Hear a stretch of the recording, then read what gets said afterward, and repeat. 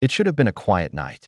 Picture it, a garden, a few of Jesus's disciples, half asleep, the still, heavy air of Passover hanging over them. But suddenly, the darkness was shattered by the sound of marching feet and the glare of torches. The disciple John tells us a spira came for Jesus. Now, this wasn't just a handful of temple guards or a small security detail. A spira was a Roman cohort. In their time, that word didn't mean 10 or 20 men.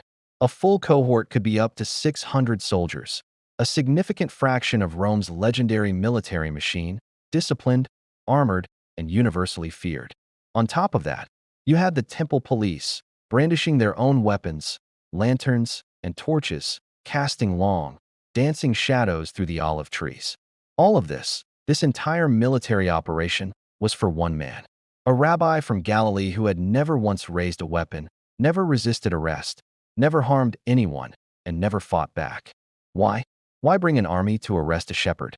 It's because the powers of the day, both the Roman authorities and the religious leaders, were terrified. They were terrified of what they couldn't understand, and they were terrified of a kingdom they knew they couldn't control. And here's the crucial detail, the cultural weight of this moment that we so often miss.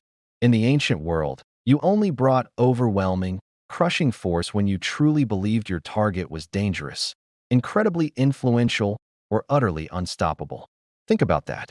Jesus had no sword, no army of his own, no political office, no treasury. He was, by all worldly measures, powerless.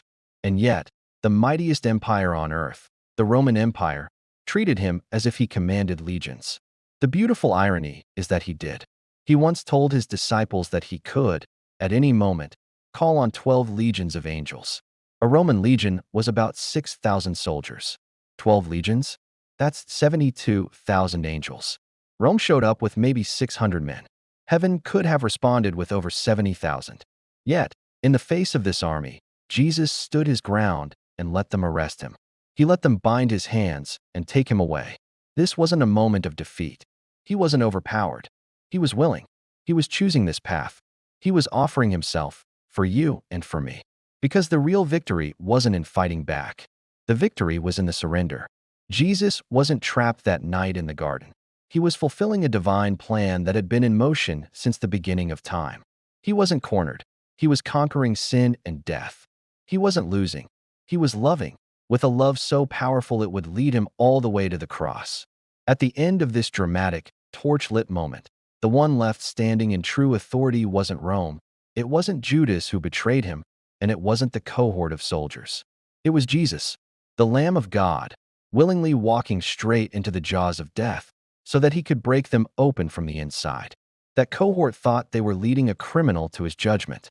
But in reality, Jesus was leading all of humanity to salvation. Thanks for watching. If this story moved you, please consider liking and subscribing for more.